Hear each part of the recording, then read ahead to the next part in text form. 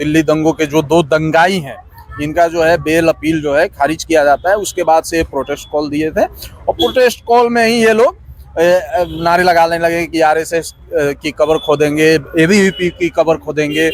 में देखे होंगे कि इस प्रकार से विदेशी लोग भी इनके समर्थन में आ गए। जो कैंपसों में भी जो इनकी राजनीति रही है, चाहे पटना यूनिवर्सिटी हो, पंजाब यूनिवर्सिटी हो, हैदराबाद सेंट्रल यूनिवर्सिटी हो, वहाँ से भी जो है इनके विचारधारा का खात्मा होते जा रहा है। इनका के द्वारा, माननीय गृह मंत्री के द्वारा जो प्रयास किए जा रहे हैं, जगह जगह इनके नक्सली कमांडर मारे जा रहे हैं, तो इनका वो जो रोष है वो दिखता है यहाँ पर। इनकी फरफराहट दिखती है कि दिया बुझने से पहले जो फरफराता है वहीं ये लोग फरफरा रहे हैं।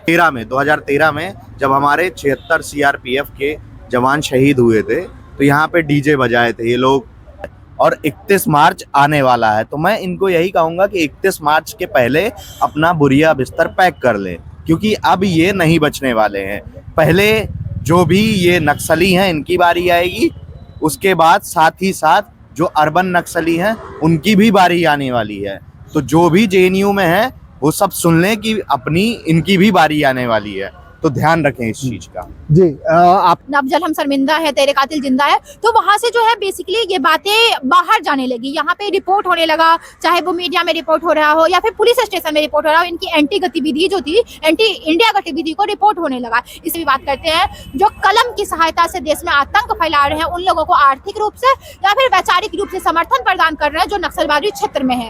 ये लोग किसी भी, चाहे सर्जिल इमाम के सपोर्ट में नारे लगाए, उमर खालिद के या फिर माडवी हिडवा के, ये लोग उन लोगों के सपोर्ट में नारे लगाते हैं जो देश को खोखला करने की काम करते हैं। आपको पता होगा कि जितना एक्सटर्नल इंसर्जेंसी से देश को खतरा नहीं है, उससे ज्यादा इंटरनल इंसर्जेंसी है। और ये लोग पूरे भारत के खिलाफ है। ये लोग किसी व्यक्ति के, किसी ऑर्गेनाइजेशन के खिलाफ नहीं है, बल्कि भारत गवर्नमेंट से यही मांग करना चाहूंगी कि ये लोग जो भी यूनिवर्सिटीज में कलम के दम पे नक्सलवादी फैला रहे हैं ना, उनको पहले खत्म करने की बात कीजिए। और जहाँ तक नमस्कार दोस्तों, इस वक्त हम मौजूद हैं जेएनयू परिसर में, जहां कल रात बेहद ही आपत्तिजनक नारे लगाए गए देश के प्रधानमंत्री और गृह मंत्री के एवज में।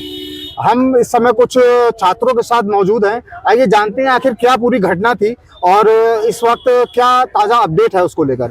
आपका नाम सर? जी, मेरा नाम प्रवीण पीयूष है। जी, कल यहाँ पे जो कुछ भी नारेबाजी हुई वो हमें सबको पता ही है, देश में काफी खासा विरोध चल रहा है। लेकिन अभी यहीं पे इसी गेट पे मेरी एक NSUI के राष्ट्रीय सचिव जो हैं अखिलेश, उनसे मेरी बात हुई। उन्होंने साफ साफ, जैसे मैंने पूछा, उनका कहना था कि हमारा ये शर्जील और ये उमर खालिद वाला जो मैटर है, जो जमानत रद्द हुई है, उससे हमारा कोई लेना देना नहीं है और सुप्रीम कोर्ट के किसी भी फैसले का हम बिल्कुल विरोध नहीं कर सकते। मतलब एक तरीके से उन्होंने सीधा सीधा पल्ला झाड़ लिया है उस चीज से। हाँ, ये जो मतलब इन्होंने जो ये जो कृत्य, जो वीडियो आप देख रहे हैं, ये वामपंथी संगठनों द्वारा किया गया है। जो यहाँ पे वामपंथी संगठन है, जब ये माननीय सुप्रीम कोर्ट द्वारा यह निर्णय लिया गया कि जो ये दिल्ली दंगों के जो 2 दंगाई हैं, इनका जो है बेल अपील जो है खारिज किया जाता है। उसके बाद से प्रोटेस्ट कॉल दिए थे और प्रोटेस्ट कॉल में ही ये लोग नारे लगाने लगे कि आरएसएस की कब्र खोदेंगे, एबीवीपी की कब्र खोदेंगे। तो इसमें ये समझने की जरूरत है कि आरएसएस की कब्र खोदने की बात कर रहे हैं, जिसके करोड़ों स्वयं सेवक हैं। भारत प्रथम, राष्ट्र प्रथम के भाव से अखिल भारतीय विद्यार्थी परिषद, जहां पे 76 लाख से भी ज्यादा कार्यकर्ता हैं, वो जो राष्ट्र प्रथम के भाव से दिन रात 24 घंटे कार्य करते हैं, समाज के उत्थान के लिए कार्य करते हैं, सोशल हार्मोनी के लिए कार्य करते हैं, उनकी कब्र ये खोदने की बात कर रहे हैं। निश्चित रूप से आप इसमें देखे होंगे कि इस प्रकार से विदेशी लोग भी इनके समर्थन में आ गए, जो भारत की, तो ये दिखाता है कि ये किस प्रकार से भारत की एकता, अखंडता, संप्रभुता पर चोट करते हैं। ये एक तरीके से पूरा इकोसिस्टम हम कह सकते हैं। उधर बांग्लादेश का मैटर चल रहा है, अभी खिलाड़ी को खेलने से मना किया गया है। इधर न्यूयॉर्क का मेयर जो है, उसको यहाँ पे के दंगाइयों के लिए दर्द उठ रहा है, प्लस उसी समय में जेएनयू से इस टाइप के नारे लग जाना। तो ये सवाल जब उनसे किया जाता है तो उनका साफ कहना है कि ये मोदी विरोधी और अमित शाह विरोधी या भाजपा विरोधी नारे हो सकते हैं, इनको आप देश विरोधी नारा कह सकते हैं, क्योंकि भाजपा भारत नहीं हो जाता, भाजपा पूरा देश नहीं हो जाता। तो इस पर क्या कहना चाहेंगे? निश्चित रूप से इसका जवाब जो है भारत की जनता दे रही है कि किस प्रकार से भारत की जो मुख्य राजनीति है, वहाँ पे वामपंथ का जो गढ़ माना जाता है वो ढह रहा है, खत्म होता जा रहा है। कैंपसों में भी जो इनकी राजनीति रही है, चाहे पटना यूनिवर्सिटी हो, पंजाब यूनिवर्सिटी हो, हैदराबाद सेंट्रल यूनिवर्सिटी हो, वहाँ से भी जो है इनके विचारधारा का खात्मा होते जा रहा है, इनका सफाया होते जा रहा है। और ये जो अंतिम जो जेएनयू बचा है, यहाँ पे भी धीरे धीरे ये लोग कमज़ोर होते जा रहे हैं। तो उसकी एक फड़फड़ाहट है। और जिस प्रकार से हमारे माननीय गृह मंत्री अमित शाह ने 31 मार्च 2026 को नक्सल मुक्त भारत का जो लक्ष्य रखा है, उसके द्वारा भी उस ओर जो प्रयास किए जा रहे हैं सरकार के द्वारा, माननीय गृह मंत्री के द्वारा जो प्रयास किए जा रहे हैं, जगह जगह इनके नक्सली कमांडर मारे जा रहे हैं, तो इनका वो जो रोष है वो दिखता है यहाँ पर। इनकी फरफराहट दिखती है कि दिया बुझने से पहले जो फरफराता है वहीं ये लोग फरफरा रहे हैं। और कई तरह के आर में ये लोग कई तरह का अपना प्रोपेगेंडा सेट कर रहे हैं। आपने पिछले दिनों देखा होगा कि ये इंडिया गेट पर जाते हैं और वहाँ पे नाम देते हैं कि हम पोल्यूशन के खिलाफ प्रोटेस्ट करने जा रहे हैं, लेकिन वहाँ पे करते क्या है, ये हिडमा के समर्थन में नारे लगाते हैं कि तुम कितने हिडमा मारोगे, हम उतने हिडमा लाएंगे। इस तरह से जो है नारे हमेशा से लगाते आ रहे हैं। और अफजल गुरु के समर्थन में भी ये जो दंगाई है ना, दोनों जिनका बेल खारिज हुआ, ये भी नारे लगा कि अफजल हम शर्मिंदा है, तेरे कातिल जिंदा। या फिर हम ये भी कह सकते हैं कि ये देश विरोधी नारे ऐसे भी हो जाते हैं क्योंकि देश की जनता ने ही, मेजोरिटी ने ही उन्हें उस पद पर बिठाया है, प्रधानमंत्री बनाया है, जिनको आप कब्र खोदने की बात कर रहे हैं। आपका नाम? मेरा नाम मनीष हुआ। मनीष जी, हम इसमें एक साधा हुआ पैटर्न देखते हैं। ये 2016 से चला आ रहा है, हालांकि चला ये काफी से पहले से आ रहा है, लेकिन 2016 से ये लाइट में आया है। इस तरीके के नारे लगना अब आम सी बात हो गई है। कार्रवाई होती है, शिकायतें होती हैं, उल्टा उनको कोई किसी तरीके की सजा मिलने की बजाय वो जो हैं और फेमस हीरो बन के उभरते हैं। जो कभी झप्पड़ में रहा करते थे, आज वो कोठियों में सांसदी लड़ रहे हैं और चुनाव में अपना असर भी डाल रहे हैं। तो इसका एक परमानेंट इलाज क्या है, क्योंकि कार्रवाइयों से तो हीरो बन रहे हैं ये लोग। जब तक प्रशासन ठोस कार्रवाई नहीं करेगा, जैसे जो सर्जिल इमाम है, उमर खालिद है, जो जेल में बंद है, उन पे ठोस कार्रवाई करके उन्हें परमानेंटली सलाखों के पीछे बंद करना, जो दिल्ली दंगाइयों का मास्टरमाइंड है और जो चिकन नेक कॉरिडोर को भारत वर्ष से अलग करने की बात करता है, वो उसके पुख्ता सबूत है, फिर भी उन पे ठोस कार्रवाई नहीं होती। और उनके जो समर्थक है या जो सिंपैथाइजर्स हैं, जो उनके साथ देने वाले जो लोग हैं, उनको और ग्लोरीफाई करते हैं। और जो ये एक प्रकार का स्ट्रक्चरल वायलेंस जो देश की इंटीग्रिटी और इस मामले में तो कार्रवाई ही हो रही है, उल्टा जमानत नहीं हुई है।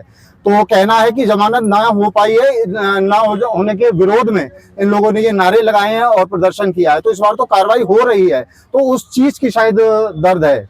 जो इनके सिंपैथाइजर्स है, जो बाहर घूम रहे हैं, जो उसको ग्लोरीफाई कर रहे हैं, उसे एक सोशल रिफॉर्मर बनाने की जो कोशिश कर रहे हैं, उन पर भी कार्रवाई होनी चाहिए। मीन्स जो भारत की अखंडता के खिलाफ जो है, उसका मैं समर्थन करता हूं, तो मैं भी उतना ही दोषी हूं जितना वो अखंडता को ठेस पहुंचाने वाला या हार्म करने वाला जो आदमी है, उतना बड़ा दोषी मैं भी हूं। उसी को मानते हुए इन पे भी कार्रवाई होनी चाहिए जो उसके समर्थन में नारे लगाते हैं। मीन्स एक तरीके से ये हो गया, मैं आपका समर्थन करता हूं, मैं मतलब आपके विचारों से एग्री करता हूं, तो वो भारत की अखंडता को तोड़ने वाले जो विचार हैं वो उनके साथ एग्री कर रहे हैं। धन्यवाद। आपका नाम? कृष्णकांत नाम है मेरा। कृष्णकांत जी, एक आपसे मैं सीधा सवाल करना चाहूंगा। ये जो विदेशी पैटर्न हर बार इस तरीके की गतिविधि में दिखता है, क्या हमें अपने लोकल इलाज के साथ साथ ये जो विदेशी ताकतों का इन्वॉल्वमेंट रहता है भारत की पॉलिटिक्स में, अगर हम उसका इलाज करें तो ये सब चीजें क्या काबू में आ सकती हैं, या इसका कोई एक नया तरीका सरकार को या आम लोगों को या फिर आप जैसे छात्रों को ढूंढना पड़ेगा? पहले मैं आपको करेक्ट कर देना चाहता हूं कि ये जो आप कह रहे हैं विदेशी ताकतों का भारतीय पृष्ठभूमि में जो भी रहता है इंटरफेरेंस, तो ये 2014 के बाद आप देखेंगे बहुत कम हुआ है। इनफैक्ट मैं कहूँगा कि उसके बाद नहीं ही हुआ है। आप देख लीजिए, भले ही हाँ ये लोग मदद जरूर मांगते हैं बाहर के जो इनके आका बैठे हैं, पर वो भी अब असक्षम है क्योंकि भारत की जो लीडरशिप है वो बहुत मजबूत है। और जब तक लीडरशिप मजबूत रहती है, तब तक जब आपका घर मजबूत होता है तब आपको बाहर से मदद लेने की ज़रूरत नहीं पड़ती, लेकिन जब आपका घर कमज़ोर है तब आपको ज़रूर मदद लेने की ज़रूरत पड़ती है। तो मैं यही चीज़ आपको ऐड करना चाहूँगा। दूसरी बात ये है कि इन्होंने काफ़ी चीज़ें की हैं, कई गतिविधियाँ, जैसे आप देखिए ये जब यहाँ पे 2011 में या 2013 में जब हमारे 76 CRPF के जवान शहीद हुए थे, तो यहाँ पे डीजे बजाए थे, ये लोग पार्टी किए थे। मतलब इतनी इनके अंदर खुशी हुई थी। लेकिन आज वो समय नहीं है, आज 2026 है और 31 मार्च आने वाला है। तो मैं इनको यही कहूँगा कि 31 मार्च के पहले अपना बोरिया बिस्तर पैक कर लें, क्योंकि अब ये नहीं बचने वाले हैं। पहले जो भी ये नक्सली हैं इनकी बारी आएगी, उसके बाद साथ ही साथ जो अर्बन नक्सली हैं उनकी भी बारी आने वाली है। तो जो भी जेएनयू में है वो सब सुन लें कि अपनी इनकी भी बारी आने वाली है। तो ध्यान रखें इस चीज का। जी, आपने जैसा कि कहा, मैं एक हद तक उस बात से एग्री करता हूं कि 2014 के बाद से विदेशी ताकतों का जो इंटरफेरेंस है वो बहुत हद तक कम हुआ है। कम होना है इसलिए मैं कह सकता हूं क्योंकि जो मोदी सरकार का जो रवैया, जो रुख है वो समझौते वाला नहीं होता है। वो सीधा एक्शन लेते हैं, कड़ा एक्शन लेते हैं, चाहे नुकसान हो, चाहे हमने नोटबंदी में देखा कहीं। लेकिन उनकी जो कोशिश रहती है इंटरफेरेंस करने की, जैसे इस तरीके का कोई एक छोड़ दिया हवा में, तो उससे क्या होता है, जैसे कन्हैया कुमार हीरो बने। अब हीरो बने, पैसे से लेके राजनीतिक पावर सब कुछ आया उनके पास, ठीक है। अब उस कन्हैया कुमार को देख के 4 छात्र जिनको शायद कोई फंडिंग भी नहीं आ रही, उनका कोई लाभ भी नहीं हो रहा, लेकिन एक वो अजीब टाइप का उनमें मोटिवेशन या ब्रेन वॉश हो गया, बोले हम भी हीरो बनेंगे। तो इंटरफेरेंस हमारे यहाँ पे छात्रों का, वो पर्टिकुलर छात्र जो कि उनको देखकर और इस राह पे आ रहे हैं, उनका भविष्य अपने आप में तो खराब हो रहा है ना। भले ही पॉलिटिकल असर वो ना डाल पा रहे हो, लेकिन एक वर्ग है जिसका वो नुकसान कर रहे हैं। जी, मैं पहले बात आपको करेक्ट करना चाहता हूं कि कन्हैया कुमार कोई नेता नहीं है। क्योंकि जैसे कोई भी स्टूडेंट होता है उसका आकलन कैसे करते हैं आप, कि वो कितने अच्छे ग्रेड्स पाता है, इस पे करते हैं ना बहुत हद तक। बिल्कुल, एक व्यवस्था है। तो वैसे ही कन्हैया कुमार का आकलन किया जाना चाहिए कि उसने कितने चुनाव जीते हैं अपने जीवन में। मुझे नहीं लगता कि जेएनयू के बाहर जाके वो एक भी चुनाव जीते हैं। और अगर उनको देख के कोई उनको आइडियल अपना समझ के चुनाव में उतर रहा है, कन्हैया कुमार को देख के कोई चुनाव में आ रहा है, उन्हें लग रहा है कि ये तो देश का फिर दुर्भाग्य है। हाँ, चुनाव तो बिल्कुल नहीं जीते, लेकिन एक तरीके से उन्होंने अपना पर्सनल कह सकते हैं करियर, वो जो अगर जिन ऊंचाइयों पे है, अगर वो नॉर्मल सीधा प्रोटेस्ट करते तो शायद उन ऊंचाइयों पे आज नहीं होते। एक मैं पर्सनल गेस्चर की बात कर रहा हूँ कि उनके पास कितना फंडिंग, पैसा, जो एक पर्सनल इंसान का होता है। तो हर किसी छात्र को एक उम्र में एक पावर चाहिए होती है, तो वो पीछे जा सकता है। आपका नाम? मेरा नाम अनुपमा है। अनुपमा जी, मैंने इनसे, कृष्णकांत जी से एक सवाल किया, वही आपको दोहराना चाहूंगा कि ये जो 2016 से लगातार होता आ रहा है, एक्शन हो रहा है, कुछ मुकदमे हो रहे हैं, कुछ लोग हीरो बन जा रहे हैं, मतलब कुछ ना कुछ हमेशा से होता है। सरकार तब भी मोदी जी की थी 2016 से, अभी भी है, एक्शन अभी भी होगा, सब कुछ होगा। लेकिन इसका परमानेंट इलाज क्या है? विदेशी फंडिंग, विदेशी जो टांग यहाँ पे अड़ा दी जाती है और एक गुब्बारा हवा में छोड़ के एक माहौल खराब कर दिया जाता है। तो इसका कुछ परमानेंट इलाज? देखिए, पहले तो मैं ये कहना चाहूंगी कि ऐसा नहीं है कि ये सारी गतिविधि 2016 के बाद हुई है। ये पहले भी ऐसा ही करते थे। ये बात ये है कि 2016 के बाद से रिपोर्ट होने लगी है। जब 2014 में गवर्नमेंट राइट विंग की आई, या फिर अखिल भारतीय विद्यार्थी परिषद के जो पुराने कार्यकर्ता थे वो लोग भी स्ट्रगल कर रहे थे। वो लोग भी, यहाँ पे बहुत ज्यादा लेफ्ट था और अखिल भारतीय विद्यार्थी परिषद बहुत ही कम की संख्या में थी, लेकिन हम लोग तब भी रिटेलिएट कर रहे थे। उसके बाद 2015-16 में जब इन्होंने नारेबाजी की थी, जो नवजल हम शर्मिंदा है, तेरे कातिल जिंदा है, तो वहां से जो है बेसिकली ये बातें बाहर जाने लगी। यहाँ पे रिपोर्ट होने लगा, चाहे वो मीडिया में रिपोर्ट हो रहा हो या फिर पुलिस स्टेशन में रिपोर्ट हो रहा हो। इनकी एंटी गतिविधि जो थी, एंटी इंडिया गतिविधि को रिपोर्ट होने लगा। इसीलिए अब जो है आपको लग रहा होगा कि जो क्रोनोलॉजी में इन लोगों ने जो है वो 2015 के बाद शुरू हुआ, नहीं, ये बहुत पहले से था। यहाँ पे पहले लेफ्ट विंग बहुत ज्यादा स्ट्रॉन्ग था। अभी तो मैं ये कहना चाहूंगी कि यहाँ पे धीरे धीरे लेफ्ट विंग खत्म हो रहा है। जैसे कि आप देखेंगे पिछले चुनाव में भी अखिल भारतीय विद्यार्थी परिषद एक सीट जीती थी। इस बार भी हम लोग बहुत कम मार्जिन से जो है वो पीछे रह गए हैं और मुझे पूरी उम्मीद है कि अगली बार हम लोग अवश्य फिर से जीतेंगे। तो इनका जो इनको कम करने की बात करती है या फिर खत्म करने की बात है, तो आपको पता होगा कि हमने अभी संकल्प लिया है कि हम 31 मार्च 2026 तक इंडिया बिल्कुल नक्सल मुक्त हो जाएगा। तो जब हम नक्सल मुक्त करने की बात करते हैं तो हम केवल जो लोग वहाँ पे बंदूक उठाकर नक्सलवादी क्षेत्र में जो इंसर्जेंसी करते हैं हम उनकी बात नहीं करते, बल्कि उनके अलावा हम अर्बन नक्सल की भी बात करते हैं, जो कलम की सहायता से देश में आतंक फैला रहे हैं। उन लोगों को आर्थिक रूप से या फिर वैचारिक रूप से समर्थन प्रदान कर रहे हैं जो नक्सलवादी क्षेत्र में है। तो इनको भी खत्म करने का एक जो है, जब हम संकल्प लेते हैं तो हम केवल नक्सलवादी या फिर माओवादी क्षेत्र से लोगों को नहीं, बल्कि अर्बन नक्सल जो विभिन्न इंस्टीट्यूट में या फिर जर्नलिज्म में या फिर इंजीनियरिंग में, मेडिकल में या फिर विभिन्न क्षेत्र में जो एक पिंक कॉलर, एक व्हाइट कॉलर जॉब होता है, व्हाइट कॉलर जॉब के क्षेत्र में है, और वहां से जो नक्सलवाद फैलाने का कार्य कर रहे हैं, हम उनको भी खत्म करने की बात करते हैं। ये बहुत जरूरी है कि हम ऐसे लोगों को पहले तो रिकॉग्नाइज करें, पॉइंट आउट करें और फिर उनको खत्म करने की बात करें। ये जो बात आपने कही है, मैं बीच में रोकना चाहूंगा। रिकॉग्नाइज करना, जिसे हम शत्रु बोध भी कह सकते हैं।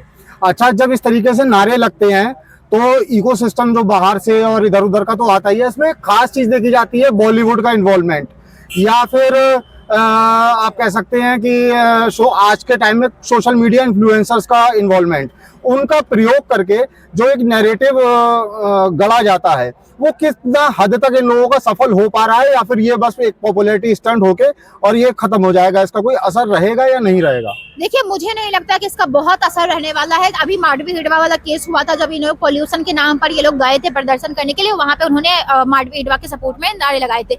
जब भी ये लोग किसी भी, चाहे सर्जिल इमाम के सपोर्ट में नारे लगाए, उमर खालिद के या फिर मांडवी हिडवा के, ये लोग उन लोगों के सपोर्ट में नारे लगाते हैं जो देश को खोखला करने की काम करते हैं। आपको पता होगा कि जितना एक्सटर्नल इंसर्जेंसी से देश को खतरा नहीं है, उससे ज्यादा इंटरनल इंसर्जेंसी है, और ये लोग अगर उन लोगों को समर्थन करने का काम करते हैं तो ये तथाकथित है कि ये लोग मतलब हमेशा से देश के खिलाफ बोलने का काम करते हैं।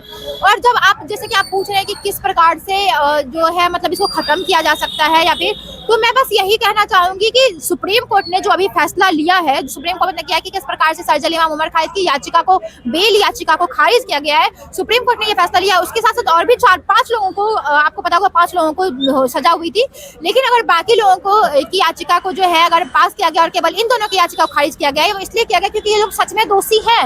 और इस तरीके के लोगों को अगर ये लोग समर्थन करते हैं तो मैं यही कहूंगी कि ये लोग भारत, पूरे भारत को खोखला जो लोग कर रहे हैं, ये लोग पूरे भारत के खिलाफ है। ये लोग किसी व्यक्ति के, किसी ऑर्गेनाइजेशन के खिलाफ नहीं है, बल्कि ये लोग पूरे भारत के खिलाफ है। ये अब मैं आपको बता दूं, मैंने अभी यहाँ पे एक छात्र से बात हुई थी जो NSUI के राष्ट्रीय सचिव हैं, अखिलेश, तो उन्होंने साफ तौर पर पल्ला झाड़ लिया है। उनका कहना है सर्जिल इमाम या उमर खालिद या उनकी बेल से या सुप्रीम कोर्ट के फैसले से उनका कोई लेना देना नहीं था। ये प्रोटेस्ट 2020 में कल की डेट पे कोई एक घटना हुई होगी, उसके विरोध में था।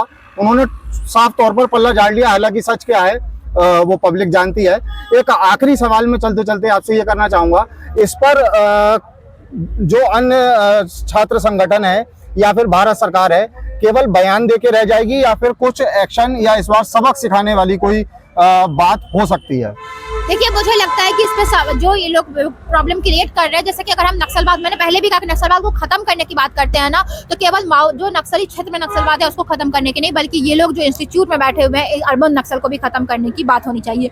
मैं तो भारत गवर्नमेंट से यही मांग करना चाहूंगी कि ये लोग जो भी यूनिवर्सिटीज में कलम के दम पर नक्सलवादी फैला रहे हैं ना, उनको पहले खत्म करने की बात कीजिए। और जहां तक आप कह रहे हैं इनके फेमस होने की बात, तो ये लोग फेम गेम के लिए ही करते हैं। आपको पता होगा कि पूरे भारत में किस प्रकार से नक्सल जो रेड कॉरिडोर है वो धीरे धीरे खत्म होता गया है, बहुत ही एक रेड पॉकेट की तरह से मट कराया गया है।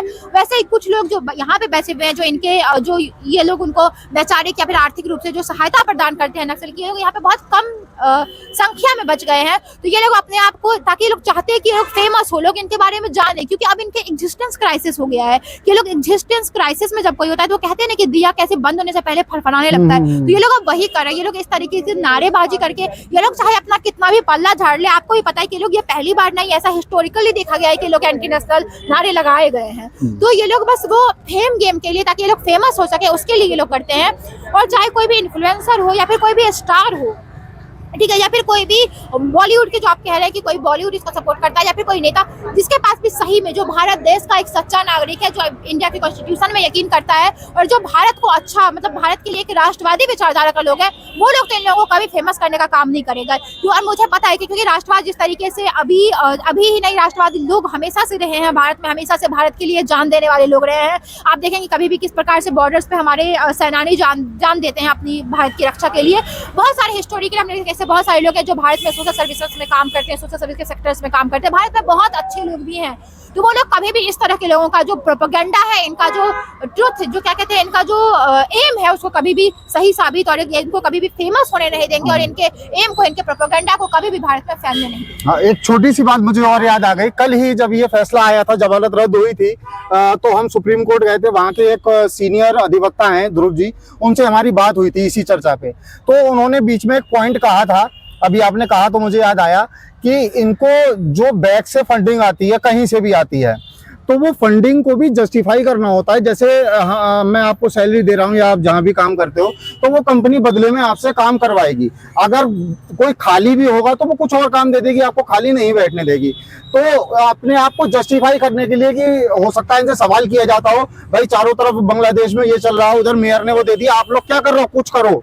तो अब आपस में डिस्कस करा कि भाई क्या करें यार, वो फंडिंग तो आई है। जी बिल्कुल, ऐसा बिल्कुल हो सकता है। मुझे इनका एक्चुअली इंटरनल सोर्स क्या है फंडिंग का ये तो नहीं पता, पर हाँ ये तो मैं जानती हूँ कि अगर इनको कहीं से फंडिंग आ रहा है तो ऑफकोर्स ये लोग काम तो करवाएंगे और इन पे ये प्रेशर हो सकता है। इनका पीर जो इनके आका बैठे हुए हैं, ये लोग सर्जिल इमाम उमर खालिद की रिहाई की मांग करते हैं क्योंकि उनको अपना मेंटर समझते हैं। इसी प्रकार से कैसे उस मेयर ने, एक अमेरिकी यूएसए की एक मेयर है जिन्होंने उमर खालिद के सपोर्ट में लेटर भेजा है, तो ऑफकोर्स इन लोगों पे जो जेएनयू में लोग हैं, अगर इनसे पैसा ले रहे हैं तो इनके ऊपर जरूर हमेशा प्रेशर आता होगा कि तुम लोग यहाँ पे कुछ करो, कुछ बवाल करो। और ये लोग उसी को दिखाने के लिए गुरिल्ला ढाबा टाइप का कुछ कॉन्सेप्ट है, गुरिल्ला ढाबा एक कॉन्सेप्ट है, ढाबा पे ये लोग बैठते हैं और इस तरह के एंटी नेशनल स्लोगन रेज करते हैं ताकि कुछ ना कुछ माहौल बनता रहे। और मैंने आपसे कहा ही ना कि ये लोग अपना एग्जिस्टेंस क्राइसिस में है और ये लोग अपना फेम गेन करने के लिए, इनके आका भी चाहते हैं कि ये लोग फेमस हो तभी तो काम कर पाएंगे, तो बस उस फेम को गेन करने के लिए लोग ऐसा करते हैं। बिल्कुल, क्योंकि फंडिंग केवल पैसे से ही नहीं होती है, फंडिंग बहुत तरीके से हो सकती है। आपको पॉलिटिकल फिगर बनाने का वादा किया जा सकता है,